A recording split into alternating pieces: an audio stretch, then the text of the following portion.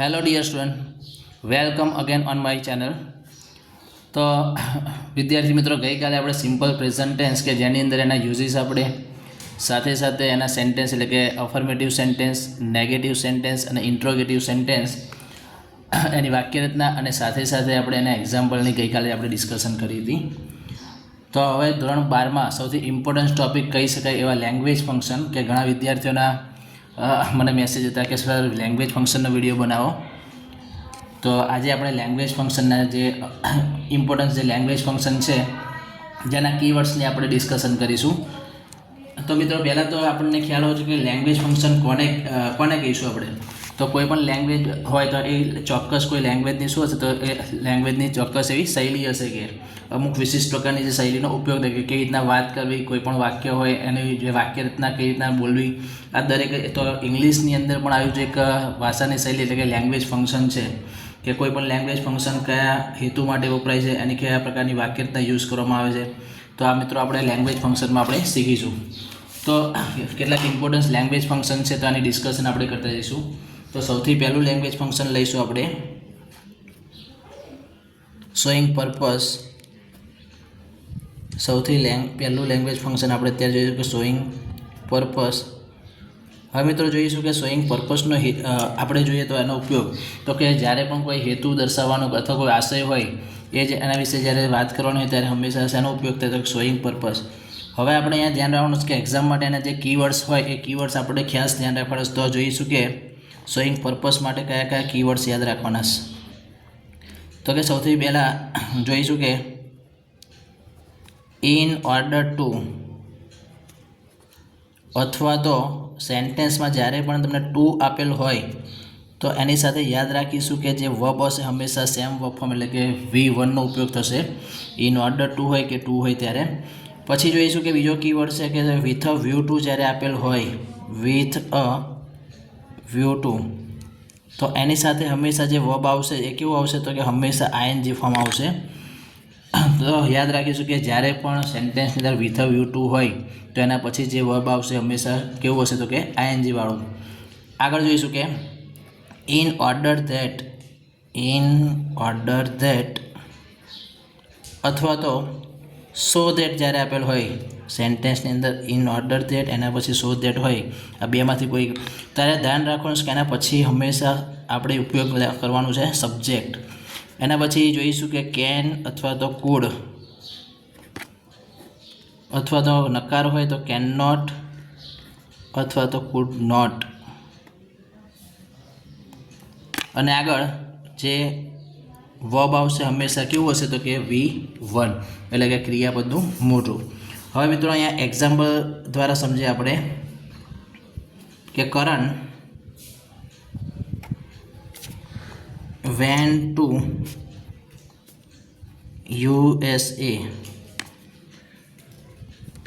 with a view to earning more money.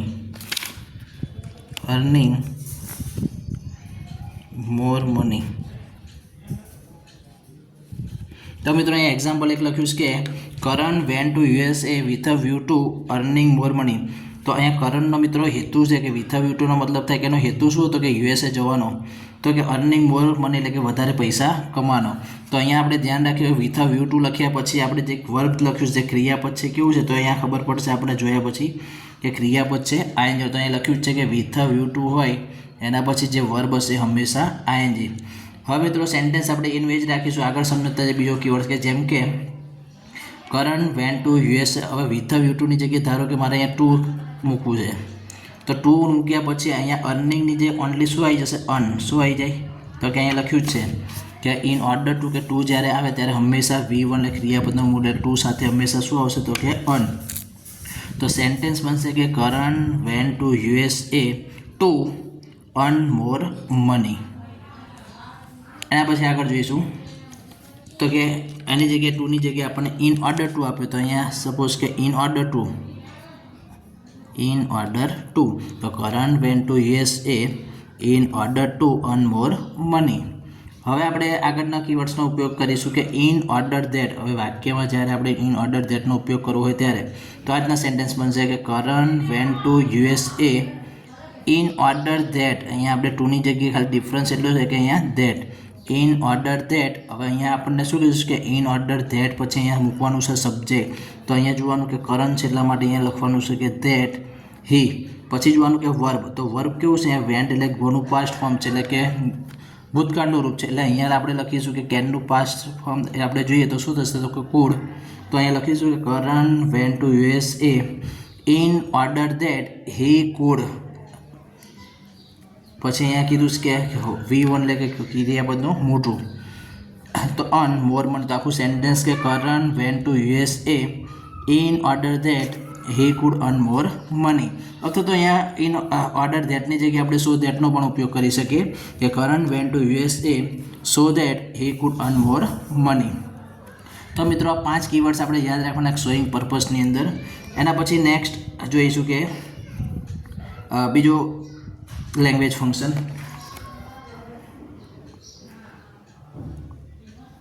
તો એમાં આપણે જોઈશું કે કન્ડિશન ઓનલી આપેલ હોય, કન્ડિશન ઇન પ્રેઝન્ટ આપેલ હોય, કન્ડિશન ઇન પ્રેઝન્ટ અથવા તો ત્રીજું કોઈ નામ આપણને ત્રીજા નામે પૂછી શકે condition in future, condition in future.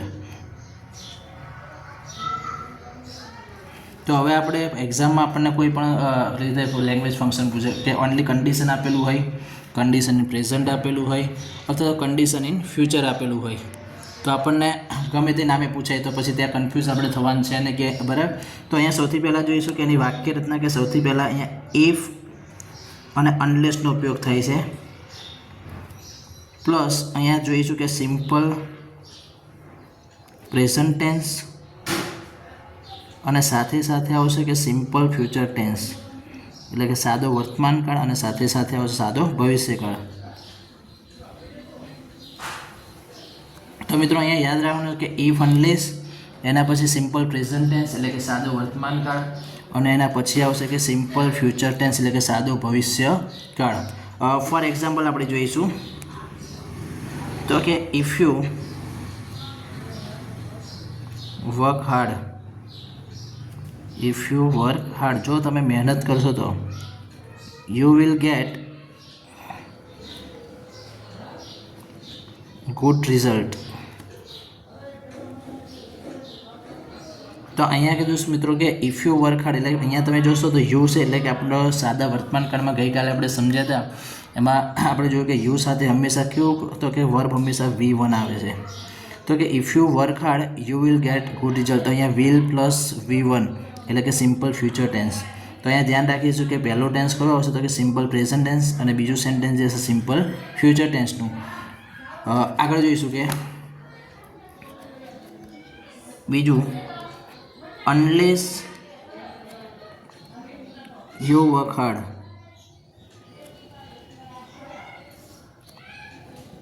You will fail. હવે મિત્રો બીજું સેન્ટેન્સ લખ્યું છે કે નેગેટિવ સેન્ટેન્સ થાય છે અનલેસનો મતલબ કે અનલેસ યુ વર્ક હાર્ડ, તો એનો મતલબ છે કે જો તમે મહેનત નહીં કરો તો કે તમે ફેલ થશો. તો unless you work hard you will fail, જો તમે મહેનત નહીં કરો તમે ફેલ થશો.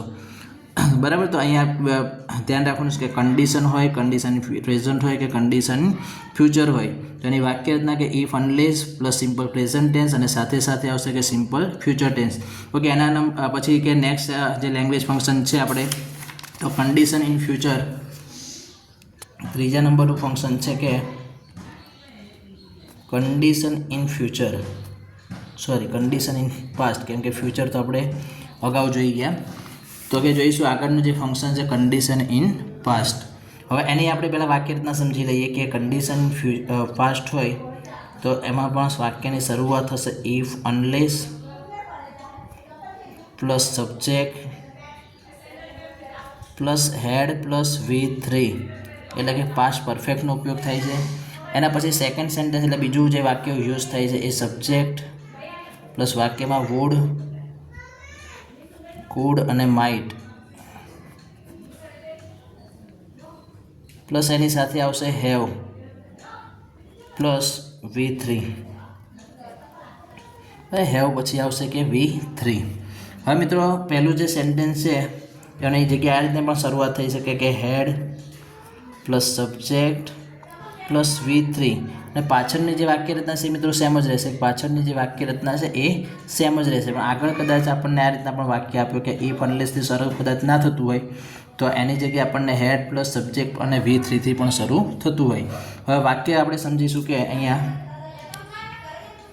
ફોર એક્ઝામ્પલ કે if Mannan had work very well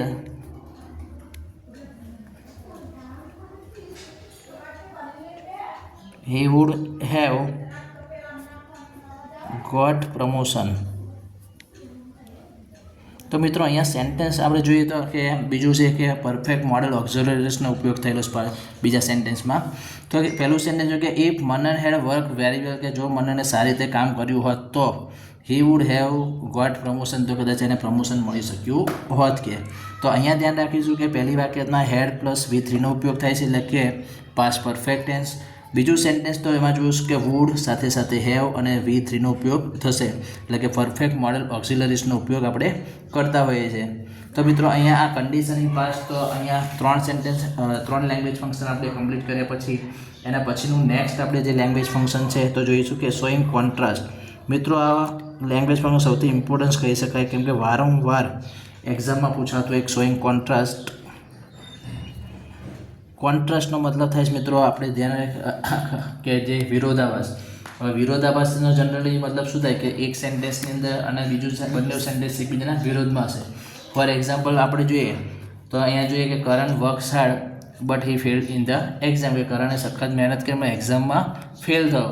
તો એક બાજુ જોઈશું તો એને સખત મહેનતની વાત કરી, બીજી બાજુમાં જોઈએ તો કે એક્ઝામમાં ફેલ થયો. તો બંને વાક્યો વચ્ચે શું છે તો કે વિરોધાભાસ છે. આપણે જનરલી વાત કરીએ કે ભાઈ પહેલું સેન્ટેન્સની અંદર જો કોઈ વ્યક્તિ મહેનત કરે તો એ ખરેખર સારા માર્ક્સ આવે કાં તો સારી રીતે પાસ થઈ શકે, પણ અહીંયા આપણે સેન્ટેન્સમાં એવું કીધું છે કે ભાઈ એક બાજુમાં એને મહેનત કરવામાં બીજી બાજુમાં ફેલ થયો છે. હવે અહીંયા જોઈશું કે શોઈંગ કોન્ટ્રાસ્ટના કીવર્ડ સૌથી પહેલાં આપણે જોઈ લઈએ. તો પહેલાં તો ધો, although, even though અને even if. પછી મિત્રો આગળ જોઈશું કે બટ, યેટ અને સ્ટીલ. બટ, યેટ અને સ્ટીલ. એના પછી ઇન્સ્પાઇટ ઓફ, ઇન્સ્પાઇટ ઓફ અથવા તો ડિસ્પાઇટ. ઇન્સ્પાઇટ ઓફ અથવા તો ડિસ્પાઇટ. નેક્સ્ટ જોઈશું કે એડજેક્ટિવ એટલે કે વિશેષણ. એડજેક્ટિવ અને સાથે સાથે એસ. પછી લાસ્ટ આવશે કે હાવ એવર પ્લસ એડજેક્ટિવ એટલે કે વિશેષણ. તો મિત્રો આટલા કીવર્ડ્સ અહીંયા યાદ રાખવાના. શોઈંગ કોન્ટ્રાસ્ટ ધો, અલ્ધો, ઇવન ધો અને ઇવન ઇફ. પછી બટ, યેટ અને સ્ટીલ, ઇન્સ્પાઇટ ઓફ અને ડિસ્પાઇટ. એના પછી આવશે એક તો ધ્યાન રાખવાનું કે એક તો એડજેક્ટિવ અને એડજેક્ટિવ પછી આવે છે તો કે એસ. અને છેલ્લે જોઈશું કે હાવ એવર ને હાવ એવર સાથે યુઝ થાય છે તો એડજેક્ટિવનો. તો મિત્રો અહીંયા આપણે આ કીવર્ડ્સ ખાસ ધ્યાન, કેમ કે આ સૌથી મોસ્ટ આઈએમપી લેંગ્વેજ ફંક્શન કહી શકાય. હવે અને આ મિત્રો આપણે એક્ઝામ્પલ જોઈશું. એક્ઝામ્પલ કે દો he is rich, he is greedy. તો મિત્રો અહીંયા કીધું છે કે તે પૈસાદાર હોવા છતાં પણ કેવું છે, ગ્રીડીનો મતલબ થાય લોભી છે અથવા લાલચુ છે. તો એક બાજુ કીધું છે કે પૈસાદાર છે, જ્યારે બીજી બાજુમાં આપણને કીધું છે તો કેવું છે તો કે લોભી છે, લાલચુ છે. તો બંને વચ્ચે અહીંયા વિરોધાભાસ થયો. એક બાજુ પૈસાદારની વાત કરીશ, જ્યારે બીજી બાજુમાં લોભી છે. તો ખરેખર પૈસાદાર હોય તો ઉદાર માણસ હોવો જોઈએ કે બધાને હેલ્પ બધી રીતે કરી શકે. સેકન્ડ એક્ઝામ્પલ લખીશું કે એના પછી બીજું example, Manan ran fast but he lost the race. તો મિત્રો અહીંયા જોઈશું કે તો સેન્ટેન્સમાં કીધું છે કે મનન રેન ફાસ્ટ, કે મનન ઝડપથી દોડ્યો, but he lost the race, પણ તે રેસ છે એ હારી ચૂક્યો. તો અહીંયા એક બાજુ કીધું છે કે ઝડપથી દોડ્યો અને બીજી બાજુમાં આપણે જોઈશું તો કે રેસ હારી ચૂક્યો.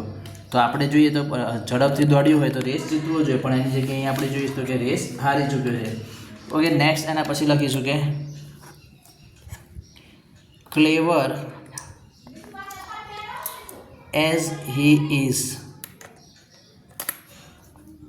he failed in the exam. Okay મિત્રો, તો અહીંયા આપણે અત્યારે આપણે 4 લેંગ્વેજ ફંક્શનની વાત કરીએ. પહેલું શોઈંગ પર્પસ, એના પછી બીજું કે કન્ડિશન હોય, કન્ડિશન પ્રેઝન્ટ હોય કે કન્ડિશન ઇન ફ્યુચર હોય. થર્ડ નંબરમાં જોયું કે કન્ડિશન ઇન પાસ્ટ, અને ચોથા નંબરમાં મિત્રો જોયું કે શોઈંગ કોન્ટ્રાસ્ટ. તો મિત્રો અહીંયા સુધી આશા રાખું છું કે દરેકને લેંગ્વેજ ફંક્શનમાં ખ્યાલ આવ્યો છે, અને જો કોઈ પ્રોબ્લેમ લાગે તો તમે મને કોમેન્ટ કરીને જણાવી શકો છો. ઓકે મિત્રો, તો અહીંયા સુધી આજનો વિડીયો આપણે રાખીશું. ત્યાં સુધી બાય, ટેક કેર.